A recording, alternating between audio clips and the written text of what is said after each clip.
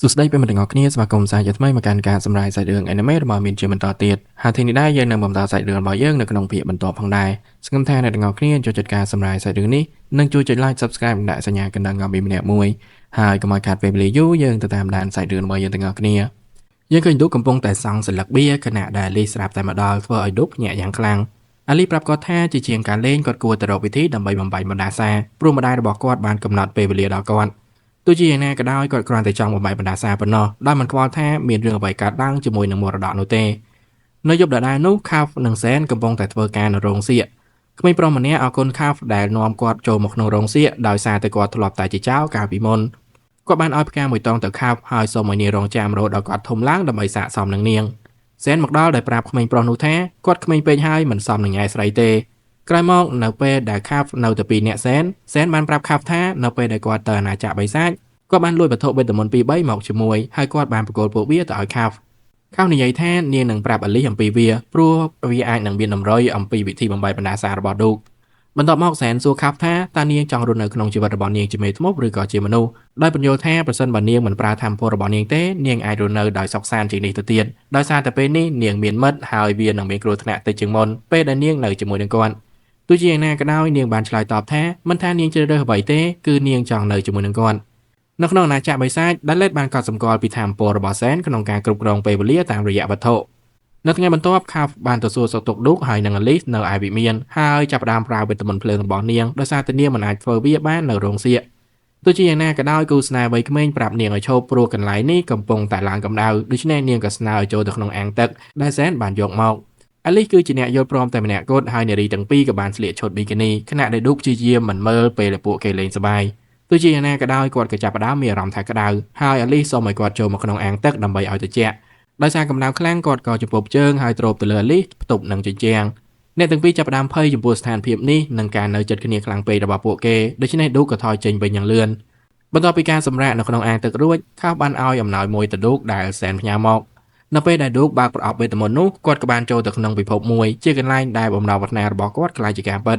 អាលីសនៅទីនោះស្លៀកពាក់ជានារីទន្សាយហើយនាងបានបង្ហាញគាត់នៅបន្ទប់ផ្សេងៗគ្នានៅកន្លែងនោះដែលបន្ទប់មួយមាន version របស់អាលីសជាច្រើនអ្នកបន្ទប់មួយទៀតជាកន្លែងដែលប្អូនស្រីរបស់គាត់ប្រាប់គាត់ថានាងមានមោទនភាពចំពោះគាត់ណាស់និងបន្ទប់មួយទៀតជាកន្លែងដែលគាត់លេងព្យ៉ាណូនៅចំពោះមុខមនុស្សរាប់ពាន់នាក់ពេលបើកទ្វារបន្ទប់បន្ទាប់អាលីសឃើញថាគាត់ចង់រៀបការជាមួយនឹងនាងប៉ុន្តែក៏ឈប់ហើយពួកគេក៏សម្រេចចិត្តចាកចេញពីកន្លែងនោះពេលមកដល់ខាងក្រៅអាលីសដកប្រអប់នោះចេញដោយប្រាប់គាត់ថានាងរីករាយពេលឃើញអ្វីដែលគាត់ចង់ធ្វើដែលធ្វើឲ្យឌុករីករាយឌុកកំពុងតែនៅក្នុងវិមានខណៈពេលដែលអាលីសកំពុងបង្រៀនគាត់ឲ្យលេងវាយកូនហ្គោលខ្នាតតូចប៉ុន្តែនាងរំខានគាត់ឥតឈប់ឈរដោយការលេងសើចនឹងគាត់ទន្ទឹមនឹងនោះវ៉ៃឡាសូមជំនួយពីបងប្រុសរបស់នាង Walter ព្រោះនាងចង់ហាត់ផាត់មុខដោយប្រើមុខរបស់គាត់ខណៈដែលម្ដាយរបស់ពួកគេហាមមិនឲ្យនាងធ្វើវានៅលើមុខខ្លួនឯងឡើយ Walter យល់ព្រមហើយនៅក្នុងបន្ទប់របស់នាងវ៉ៃឡាបានបញ្ចប់ការផាត់មុខលើ Walter នាងក៏ស្លៀកពាក់ឲ្យគាត់និងពាក់សក់ឲ្យគាត់ផងដែរហើយ Walter ពេញចិត្តនឹងលទ្ធផលនេះយ៉ាងខ្លាំងគាត់បានរៀបចំផែនការមួយដើម្បីយកឈ្នះលើបងប្រុសរបស់គាត់ហើយក្លាយជាអ្នកស្នងមរតករបស់គ្រួសារវ៉ៃឡាយកប្រយោជន៍ពីឱកាសនេះដោយនាំ Walter ទៅរកឌុកដោយណែនាំ Walter ជាអ្នកគ្រប់គ្រងម្នាក់របស់ឌុកដែលជាអ្នកបម្រើម្នាក់ហើយទុកពួកគេទាំងពីរឲ្យនៅលេងកូនហ្គោលជាមួយអាលីសខណៈដែលនាងទៅរករ៉បទោះជាឌុកមិនជឿថា Walter គឺជាអ្នកគ្រប់គ្រងរបស់គាត់ក៏ដោយក៏គាត់បានអញ្ជើញ Walter ឲ្យលេងវាយកូនហ្គោលដែរដោយសារតែគាត់កំពុងតែរៀនលេងជាមួយនឹងអាលីសទោះបីជា Walter ព្យាយាមសន្ទនាជាមួយឌូក៏ដោយតែ Walter ទំនាក់ទំនងតាមរយៈសរសេរអក្សរតែប៉ុណ្ណោះដោយជៀសវាងការបែកការពេលកំពុងលេងវាយកូនហ្គោលឌូកដឹងថា Walter មិនសូវពូកែលេងទេដូច្នេះ Walter ស្នើថាប្រសិនបើគាត់ឈ្នះតែមួយគ្រាប់ពួកគេនឹងត្រូវរៀបការជាមួយនឹងគ្នាឌុកភ័យនឹងមិនយល់ចំពោះសំណើរបស់ Walter ហើយ Walter ក៏បានសម្រេចគោលដៅរបស់គាត់ក្នុងការលេងកូនហ្គោលដោយសូមឲ្យឌុកបំពេញតាមការសន្យារបស់គាត់ឌុកប្រាប់ Walter ថាគាត់មិនដែលបានយល់ព្រមនោះទេហើយក៏សុំទោសដោយបញ្ជាក់ថាបេះដូងរបស់គាត់ជារបស់អ្នកផ្សេងដូចទៅហើយក្រោយមកឌុកចាប់ផ្ដើមកត់សម្គាល់ថាសម្លេងរបស់ Walter គឺដូចគ្នាទៅនឹងប្អូនប្រុសរបស់គាត់ដែរក្រោយមកនៅរោងសៀកខាហ្វកំពុងតែហាត់សមសម្រាប់ការសម្ដែងហើយសែនកំពុងតែមើលនាងនៅពេលនោះក្មេងប្រុសឈ្មោះ Hugo ដែលធ្វើការនៅទីនោះដែរបានចូលមកដើម្បីយកទឹកក្រូចមកឲ្យខាហ្វជាអ្នកដែលគាត់កោតសរសើរទោះបីជាក្មេងក៏ដោយតែសែនបានប្រច័ណ្ឌខាហ្វជាមួយនឹង Hugo ច្បាយរបស់ពួកគេបានមកដល់ហើយណែនាំឲ្យសែនសារភាពពីអារម្មណ៍របស់គាត់ចំពោះខាហ្វដោយធានាពួកគេថាគាត់នឹងមិនជឿជាក់ឡើយហើយពួកគេអាចចែករំលែកអំណងប្រាថ្នារបស់ពួកគេនៅពេលដែលពួកគេសម្រេចចិត្តទាំងសែននិងខាហ្វមានការភ្ញាក់ផ្អើលចំពោះសម្ដីរបស់ច្បាយពួកគេនៅពេលយប់ឌូករៀបនឹងញ៉ាំទឹកតែដែលអាលីសលើកយកមកឲ្យគាត់ខណៈដែលអ្វីៗនៅជុំវិញគាត់ស្រាប់តែប្រែជាងងឹត មេដឹកនាំមេធ្មប់ដែលលេតលេចឡើងនៅចំពោះមុខគាត់ដោយនិយាយថាគណៈពេលដែលគាត់ដឹងខ្លួននៅក្នុងពិភពលោកនេះតែក្នុងពិភពលោកពិតគាត់នឹងគ្មានស្មារតីទាំងស្រុងហើយអាលីសក៏ព្យាយាមដាស់គាត់ដែលលេតប្រាប់គាត់ថានាងចង់ជួបគាត់ដើម្បីប្រាប់គាត់ថានាងកំពុងតែស្វែងរកមេធ្មប់ដែលមានធម៌ពលគ្រប់គ្រងពេលវេលាបានតាមចិត្តខណៈដែលឌូកដឹងថានាងកំពុងតែសម្ដៅទៅសែននាងបានសុំឲ្យឌូកបញ្ចុះបញ្ចូលមិត្តរបស់គាត់ឲ្យប្រើវេទមន្តសម្រាប់នាងប៉ុន្តែឌូកបដិសេធខណៈដែលគាត់មិនអាចសុំសែនបាននោះទេដោយសារសែនបានលាក់ធម៌ពលរបស់គាត់ដោយមិនដឹងមូលហេត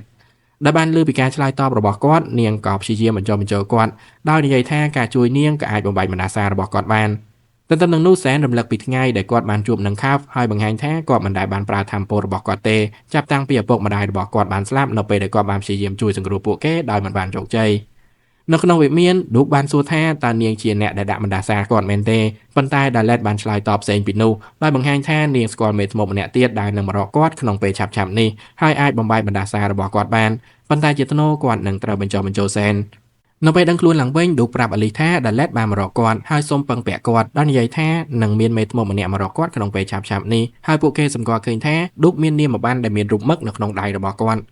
នៅយប់មួយអាលីកំពុងដើរកាត់វិមានក្នុងភាពងងឹតប៉ុន្តែនាងបានឮសំឡេងមួយប្រាប់នាងថាមនុស្សដែលនាងស្រឡាញ់នឹងចេញពីបន្ទប់បន្ទាប់ហើយសំឡេងនោះនិយាយត្រូវឌូកបានចេញពីបន្ទប់នោះហើយពេលដែលពួកគេនិយាយគ្នាឌូកបានកត់សម្គាល់ថាអាលីកំពុងធ្វើសកម្មភាពចម្លែកនាងសារភាពថានាងអាចឮសំឡេងខ្មោចកូនក្រមុំដែលតាមមើលទៅមានតែនាងម្នាក់ទេដែលស្ដាប់ឮខ្មោចនោះប្រាប់អាលីថាទោះជាបានរៀបការជាមួយមនុស្សជាទីស្រឡាញ់ក៏ដោយតែនាងបានស្លាប់ដោយសារតែធ្លាក់ពីលើកម្មចិន្តាទាំងកំហឹងព្រោះចិញ្ចៀនមិនល្មមនឹងដៃតាំងពីពេលនោះមកនាងបានរងចាំគូស្នេហ៍របស់នាងនៅផ្លូវចាប់ជាតិពួកគេព្យាយាមជួយខ្មោចនោះរកចិញ្ចៀនដែលល្មមនឹងដៃរបស់នាងដើម្បីឲ្យនាងអាចទៅឲ្យបានស្ងប់ខ្មោចនោះបានចូលសន្ធិដ្ឋរាងកាយរបស់អាលីដើម្បីចូលទៅចិត្តឌូកហើយគាត់ក៏បានរត់គេចយ៉ាងលឿនក្រោយមកខ្មោចក៏ចេញពីខ្លួនរបស់អាលីដើម្បីចាកចេញដោយបានជូនពរអាលីជាមួយនឹងឌូកមានសុភមង្គលហើយជូនផ្កាមួយបាច់ទៅអាលីនៅព្រឹកបន្ទាប់ឌូកនិងអាលីនៅខាងក្រៅវិមានដោយរងចាំក្នុងករណីដែលមេធ្មប់ដែលដាឡេតបានរៀបរាប់បង្ហាញខ្លួននៅពេលដែលមេធ្មប់នោះបង្ហាញខ្លួនឌូកចង់បណ្ដេញនាងចេញដោយសារតែគាត់មិនចង់ជំពាក់គុណដាឡេតហើយជាពិសេសមិនចង់ក្បត់មិត្តរបស់គាត់សែននៅពីចម្ងាយពួកគេក៏ឃើញមនុស្សម្នាក់ស្លៀកពាក់ឈុតសដើរមកជិតដោយអាងថាត្រូវបានដាឡេតបញ្ជូនមកតែស្រាប់តែដួលសន្លប់នៅពេលនោះឌូកបានបញ្ញាទៅជួយនាងដោយដឹងថានាងខ្សោះជាតិទឹកក្នុងទម្រង់ជាសត្វមឹកនៅក្នុងវិមានពួកគេក៏បានដាក់មេធ្មប់នោះនៅក្នុងអាងទឹកហើយពេលកំពុងសន្ទនាមេធ្មប់នោះណែនាំខ្លួននាងឈ្មោះថាអាមេលីនាងអាងថានាងអាចបំបែកបណ្ដាសារបស់ឌូកបានដោយធ្លាប់បានធ្វើវាម្ដងរួចមកហើយទោះបីជាមានការបដិសេធដំបូងរបស់ឌូកដើម្បីជៀសវាងធ្វើឲ្យសែនខកចិត្តក៏ដោយក៏នាងនៅតែបញ្ចុះបញ្ចូលគាត់ឲ្យព្យាយាមបំបែកបណ្ដាសានៅពេលដែលនាងព្យាយាមប៉ះឌូកដើម្បីបំបែកបណ្ដាសាគាត់បានគេចខ្លួនដោយនិយាយថាវាជាទម្លាប់របស់គាត់ហើយពុំមាននាងឲ្យប្រុងប្រយ័ត្នព្រោះនាងអាចនឹងបាត់បង់ជីវិតអាមេលីធានាគាត់ថាធម៌ពលរបស់នាងគឺធំជាងដើម្បីបង្ហាញនាងបានគ្របដណ្ដប់វិមានទាំងមូលដោយទឹកហាក់ដូចជាវាជាមហាសមុទ្រហើយគូស្នេហ៍វ័យក្មេងក៏ឆ្លៀតឱកាសនេះមើលកន្លែងនោះជាមួយនឹងត្រីបន្ទាប់ពីលេងសប្បាយអាមេលីសូមឲ្យឌូកចាប់ផ្ដើមបំបែកបណ្ដាសារបស់គាត់ដូច្នេះគាត់ក៏លាដៃរបស់គាត់នៅពេលដែលដៃរបស់ពួកគេទាំងពីររៀបនឹងប៉ះគ្នាវេទមន្តដ៏មានអានុភាពមួយបានលេចចេញមកដែលធ្វើឲ្យអាមេលីមានរបួសបន្តិចបន្តួចនាងបង្ហាប់ថាវេទមន្តនោះនៅជាប់នឹងគាត់ហើយអះអាងថាអ្នកដែលដាក់បណ្ដាសាគាត់ឈ្មោះថាសេតដែលជាប្អូនស្រីភ្លោះរបស់ដាឡេតអាលីគិតថាអ្វីដែលនាងបានអាននៅក្នុងសៀវភៅប្រហែលជាមានតាក់ទងនឹងពួកគេប៉ុន្តែនាងនៅតែមិនប្រកាសថាហេតុអ្វីបានជាពួកគេមកវិមាននេះទន្ទឹមនឹងនេះឌូកសង្ស័យថាដាឡេតប្រហែលជាចង់ប្រើធម៌ពលរបស់សែនដើម្បីនាំយកប្អូនស្រីរបស់នាងឲ្យមានជីវិតឡើងវិញនៅពេលនោះអាមេលីស្រាប់តែដួលទៅលើដីដោយអស់កម្លាំងស្ទើរតែទាំងអស់ហើយគូស្នេហ៍វ័យក្មេងក៏នាំនាងទៅសមុទ្រហើយក៏លានាងក្រោយមកឌូកបានស្នើទៅអាលីថាពួកគេគួរតែទៅលេងមិត្តរបស់ពួកគេដើម្បីចែករំលែកពីអ្វីដែលពួកគេបានរកឃើញបន្ទាប់ពីព្រឹត្តិការណ៍នោះនៅយប់ដដែលខោប្រាប់សែនថានាងបាននិយាយជាមួយនឹងវ៉ៃឡាដោយសារតែវ៉ៃឡាបានលងស្នេហ៍នឹងមនុស្សចាស់ហើយអាចនឹងបាត់បង់គាត់លឿនដោយសារតែអាយុទោះជាយ៉ាងណាក៏ដោយវ៉ៃឡាសារភាពថានាងចង់ឆ្លងកាត់ពេលវេលាដ៏លំបាកតែម្នាក់ឯងជាជាងធ្វើឲ្យមនុស្សដែលនាងស្រឡាញ់រងទុក្ខខាប់សួរសែនថាតើគាត់នឹងអាចចាកចេញពីនាងបានទេហើយគាត់ឆ្លើយថាគាត់នឹងធ្វើវាបានលុះត្រាតែវាមានប្រយោជន៍សម្រាប់នាង